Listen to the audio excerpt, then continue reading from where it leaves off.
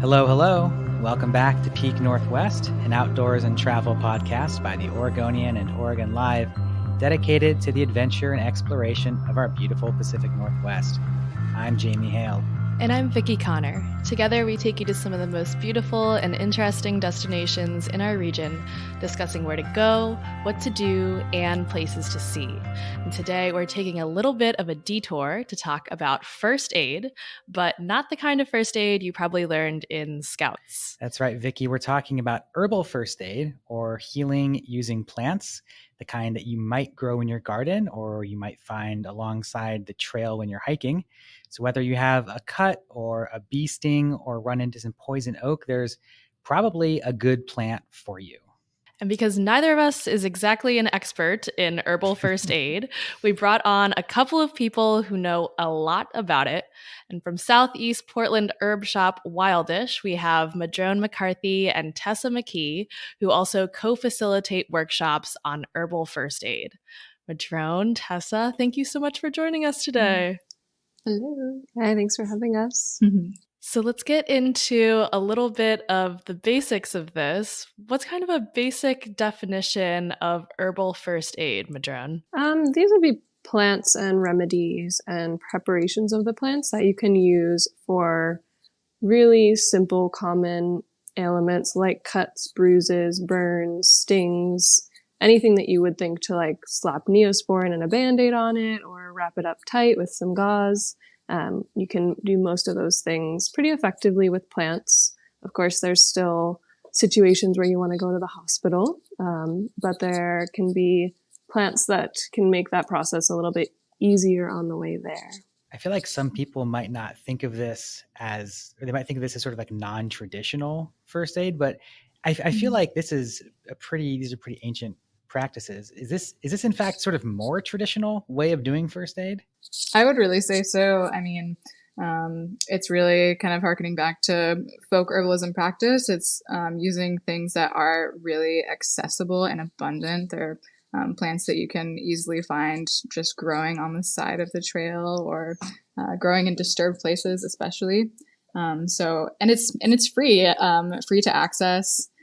So it is definitely traditional craft for sure. And so are these plants that you grow at home or that you just like find on a trail when you get hurt? How does this work? Yeah, a lot of them are plants that are very easy to grow. Plants that, many of our ancestors have grown in their home gardens for a really long time because of the many medicinal uses they have. And they're also plants, like Tessa said, that grow in disturbed places, old homesteads, along roads, along trails, and plants that you'll find in wild places. So there are a variety of plants that you can find in a variety of places for all the things that ail you. We're going to get into like some of those specific plants in just a minute, but first I guess my question is, for folks who are used to just like squeezing something out of a tube that you buy in the store, how are you using these plants? What are the different ways that you can actually do first aid with plants? Well, there are a ton of really practical, easy ways to use them. Probably the easiest way would be a compress or a poultice, which is just using raw plant material with water and maybe needing a little bit of gauze. And you can get a little bit deeper into practice by doing infused oils or salves. But it is incredibly easy to use. You don't need a ton of tools, really. And if you want to buy it, we do make it as well, too, if you wanted to buy already infused oil and salve. But we enjoy teaching the class because I think that we really care about empowering people to feel confident that they can make good medicine themselves at home as well. For the two of you, how did you get involved with learning about this? For myself, I've been slowly trying to learn herbal remedies for all types of things, from first aid to like digestive support, menstrual support, just to kind of untangle myself from having to go to CVS or like the pharmacy and things like this. Like Tessa said, kind of empowering ourselves to know how to do these things on our own in the way that many of my ancestors did. So for me, it was a lot about just curiosity, like how can I deal with this on my own and not have to go out and buy something, things like this. And lots of study and trying things and getting a little bit nervous to like slap a leaf on my bleeding wound and see if it's going to work. Or, there was definitely a point when I first started learning about all of this where I thought that was like dirty or gross or going to make it more infected, and had to go through that process of demystifying that and seeing that the plants really are there to support all of us and help us in different ways when you know how to. I think also that herbal first aid is, for me at least, was kind of my intro to herbalism in general. And I feel like it's a really good place to start because, like I said earlier, there are plants that are easy to access. So I think probably for me, and I think pretty commonly for most people, like yarrow is such a huge one just because it is literally all over the place. As far as like my background goes too, like Madrone is currently taking classes with an old mentor of mine, Corinne Boyer, and I took her just folk herbalism class that she does out of her property up in Olympia, Washington. Before that, it was a lot of self-taught and reading like Scott Cluse books and just being able to identify what was around me and being able to interact with the natural world in a way more than just appreciating it on a surface level for its beauty, being able to learn the names of the trees and of the weeds and other plants growing around us. Well, Tessa, you mentioned yarrow as one plant. I do want to get into some of those plants here. So obviously there's like so many plants that do so many things.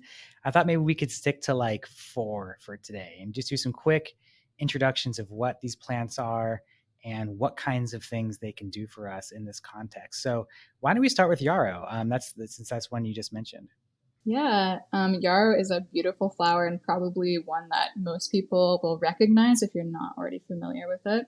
It has like a very unique sweet smell. It kind of reminds me of honeycomb, and it has like little clusters of tiny white blossoms. And it usually grows in kind of drier soils and likes a lot of sun. So in disturbed places in the wild, you'll find it pretty abundantly. And that's one that you can very easily grow from seed at home. I do usually just harvest it wild though, just because it is all over the place. There's a lot of different species of yarrow, but most commonly you're going to find Achillea malfolium, which is the white one. You can find ornamentals of like different colored, like yellow flowers are pretty common in plant nurseries.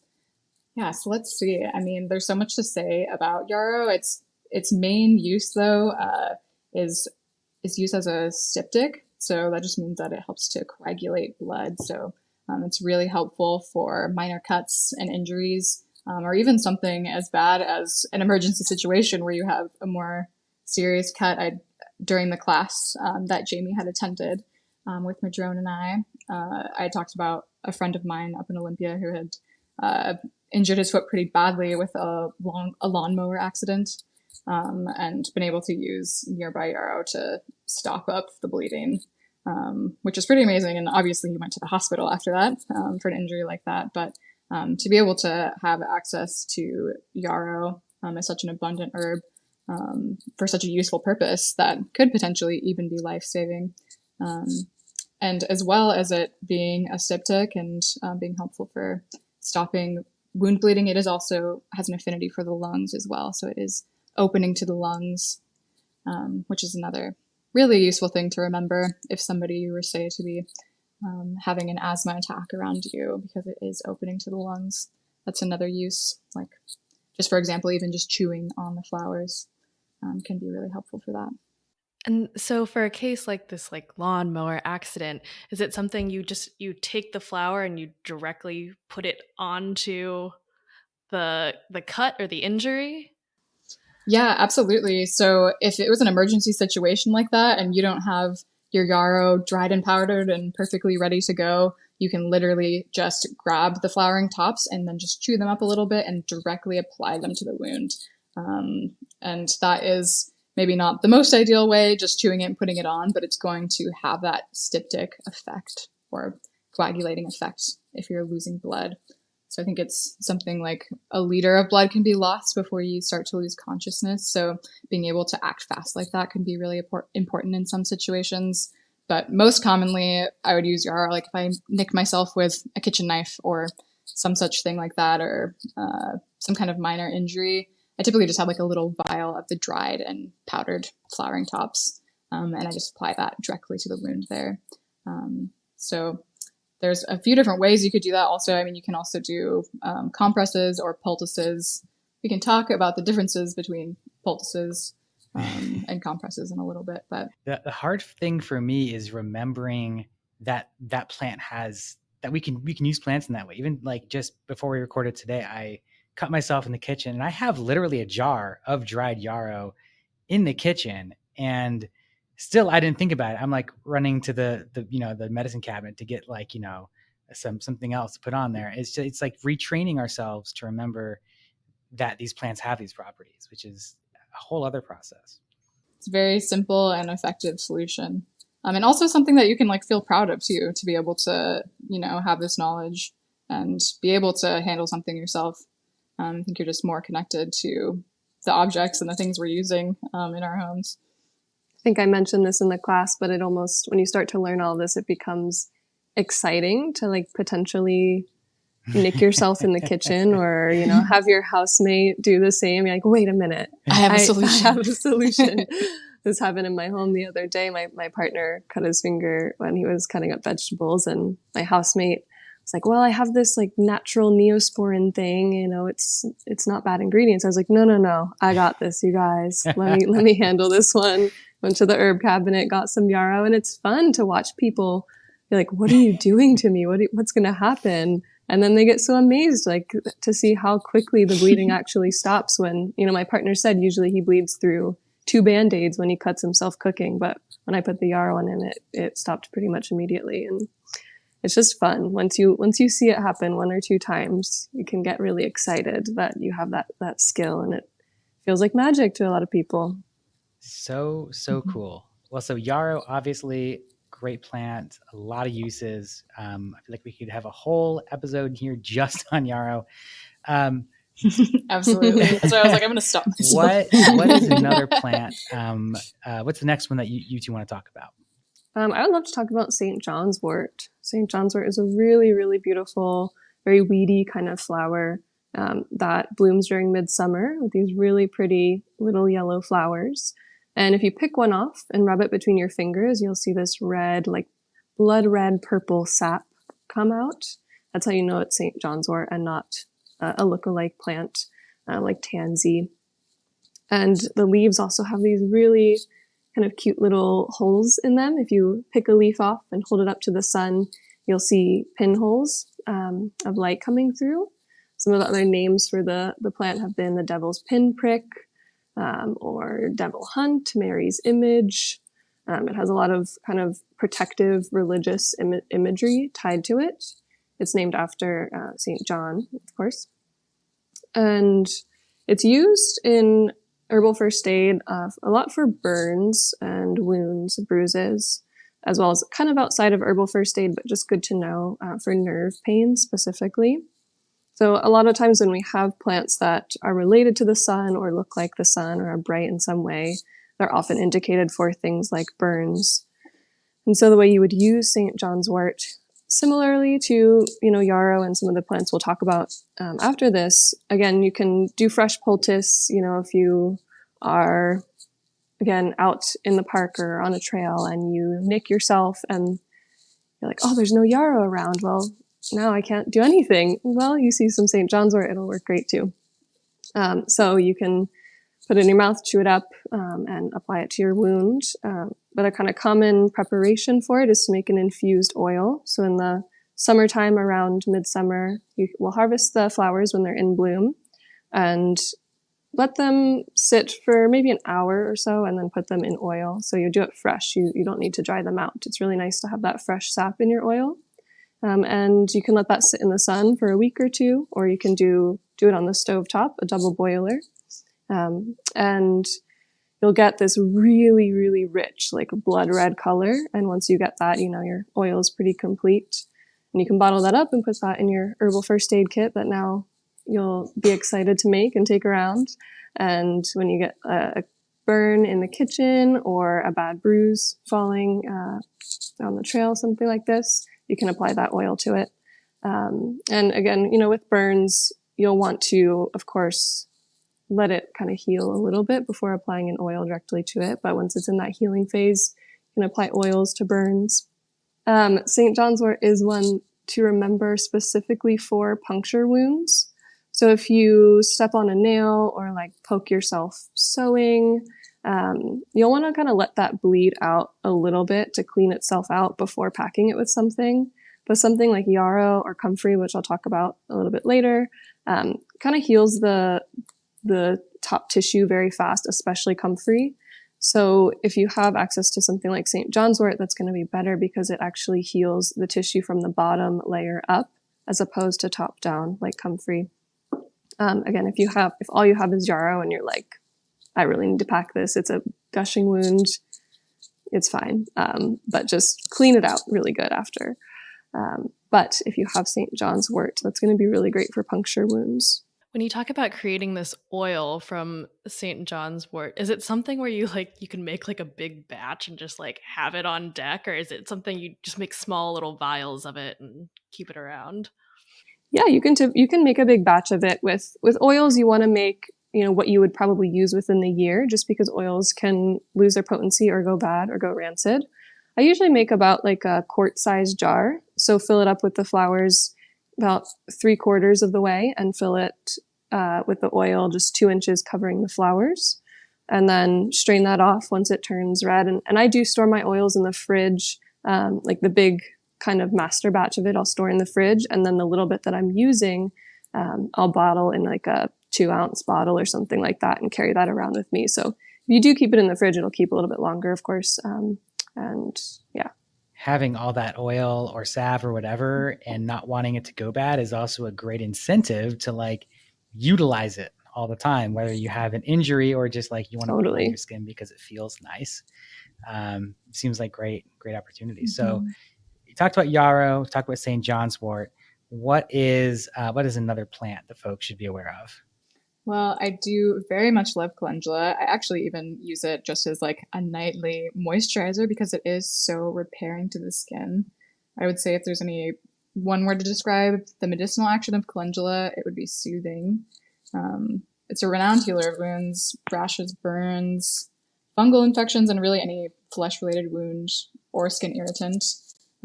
This also goes for healing the inner skin of our bodies. So like I would often include calendula in like a digestive tea blend as well.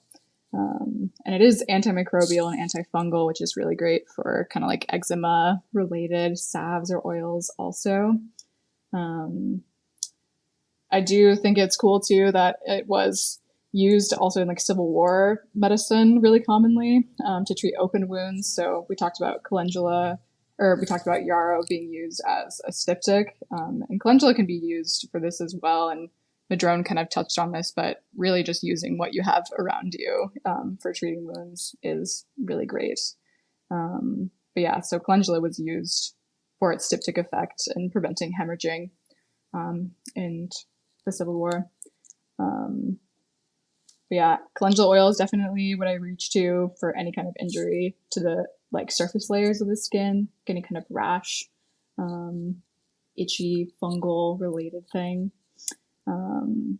I've had like a really bad burn on my arms using calendula salve during like the later parts of the healing process. So not putting the oil or salve directly on an open wound, but putting it on a wound that's had time to scab and is already on its way to healing. It really helps speed along that process pretty fantastically. I also use it on my niece's diaper rash all the time.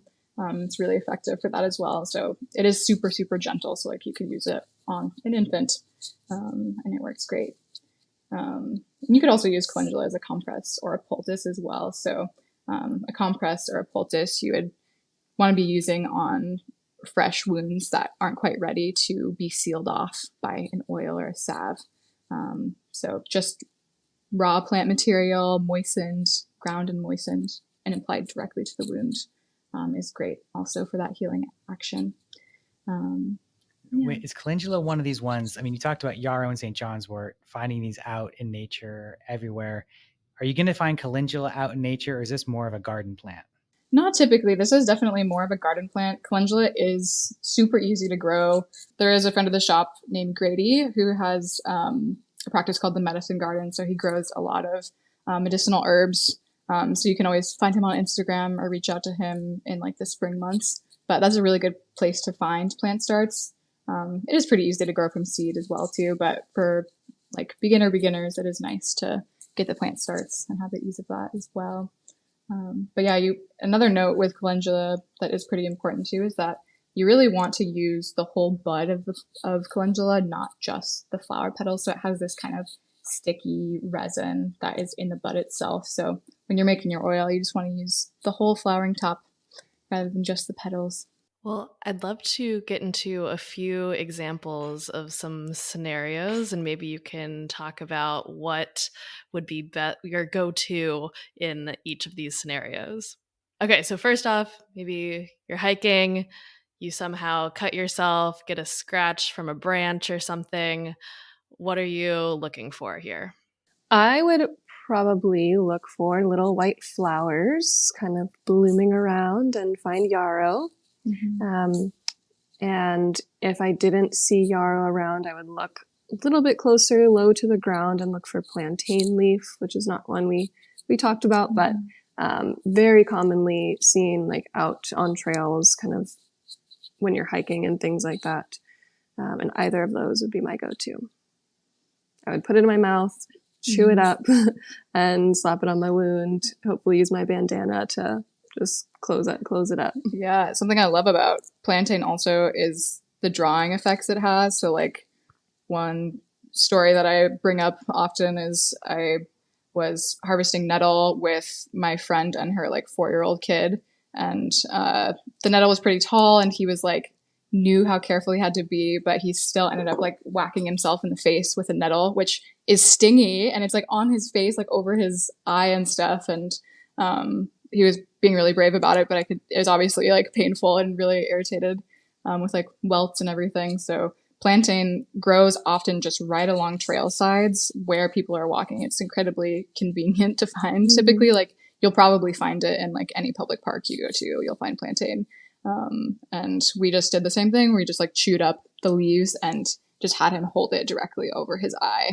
And it really helped him pretty quickly. So it's drawing out the poison, the drawing effect. So similar for like bee stings or that kind of thing as well. Plantain would be great. I was about to ask, I guess it depends on what you are using, but like how long does it take for these things to help you or take effect? It probably really depends, but within a matter of minutes for the plantain would bring relief to something like a nettle sting. Well, let's do another scenario here. Okay, so like let's say you're hiking, it's the summertime, you got your shorts on, you're going off trail for some reason, like you've got to go pee or something like that. You run into a bunch of poison oak, and you're like, oh no, what do I do? Are there some other plants around that can help me out with this poison oak?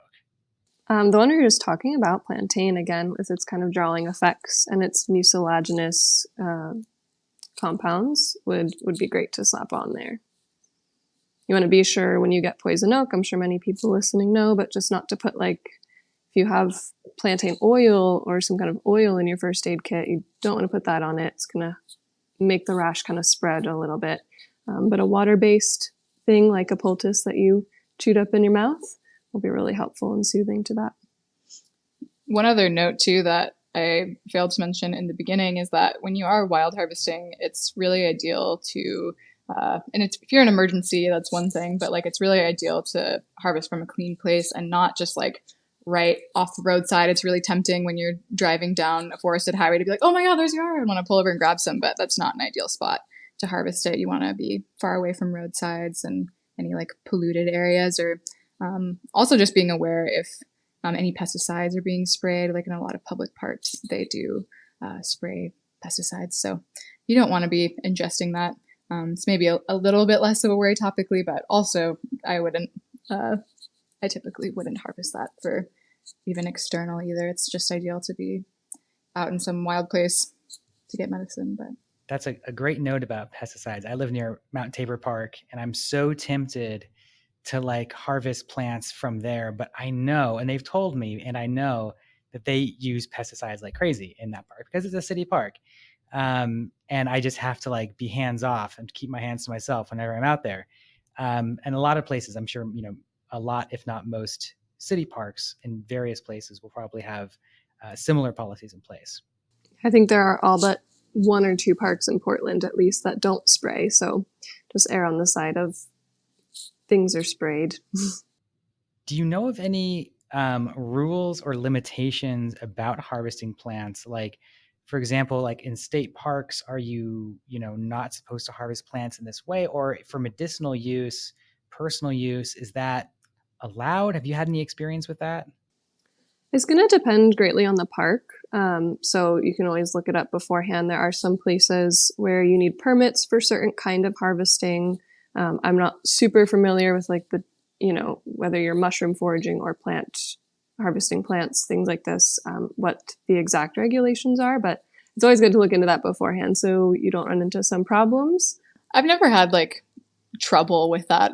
To be honest, I haven't really looked into like if I'm allowed to. I'm like, as long as there's plenty of herb, because I think it's also just like, you just don't want to take everything. Mm-hmm. You want to make sure that it can grow back again later on. And I think the great thing though is that a lot of these plants are weeds. So like, it's not going to hurt to take a great amount. Just don't wipe it all out. And I think at least I imagine that's why they would have regulations like that. So you're not just like totally disrupting an ecosystem or like robbing the place. But I think that this kind of medicine is really abundant. So I personally am not super worried about harvesting, but yeah, you just want to make it look like you weren't there. Yeah. So in case any of our listeners now have piqued interest in herbal first aid, how can people get more into it? Well, we do have another class planned for December 15th at our storefront called Wildish Botanicals. It's just on Hawthorne. We do have another class on the 2nd too. That's just basic 101 on how to tincture and create your own extracts. We're excited for our next class next month. And it'll just be a repeat of the class that Jamie attended and was very fun. It's also, we really like to be hands-on. So we'll be pouring our own salves and wrapping our own poultices. And Yeah, there are many folks who came into the shop after that class and saw the sign up and said, "Oh, I'm so sad I missed that." So we're running it back again. Maybe we'll, make a different oil than the oil we made last time or something like this. But folks who come to the class will learn more in depth about the plants we talked about today and a few others.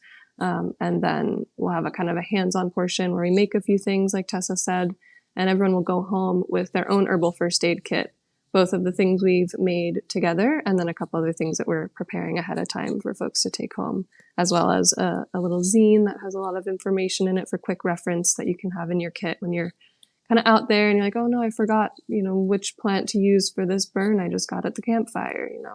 So if folks are interested, should they head into the store, head to your website, social media? What's the best way to find that? Yeah, either one. We're going to be posting it on the Instagram, Wildish Botanicals PDX, and also on our website. So you can just Google Wildish Botanicals and find that info. Also, happy to chat about it in the shop too. We're here all week pretty much.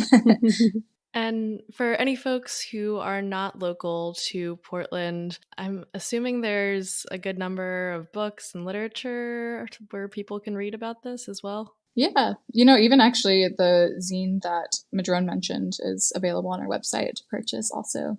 If you're in the Pacific Northwest area, I do really like the Scott Cluse Plants of the Pacific Northwest as just the place to start for a beginner, because it's just only plants that you're going to find in this area, which is helpful. A lot of herbals can be, kind of overwhelming or have a ton of information. You're like, I don't know, when I started out, I felt a little lost looking at some giant Well, books. Tessa Madrone, thank you so much Um, for coming on and telling yeah. us all about this stuff. And thanks for the class. I can attest the class was very cool, very informative. And I came home with a poultice still on my arm with a bandage wrapped around it. My partner was like, "What did they do to you?" Like, it's fine. Don't worry. It's educational. It's fine. So thank you so much again for coming on and for teaching us a little bit about herbal first aid today. Yeah. Thanks so much for having us. Thank you. Well, folks, that will do it for today. Until next time, you can watch our videos on the Oregonians YouTube channel and view all of our travel and outdoors coverage on OregonLive.com/travel, as well as HereIsOregon.com. Please leave us a rating or review if you enjoy the show, and if you'd like to support this podcast as well as our local journalism, please consider a subscription to Oregon Live. You can find details at OregonLive.com/podsupport. Also, if you're a fan of the show and you're interested in potentially sponsoring it, you can get in touch with our marketing people at advertise@oregonian.com. This episode of the show is produced by me, Vicki Connor, alongside Jamie Hale. Stay safe and happy travels, everyone. Until next time, we leave you with this 10 seconds.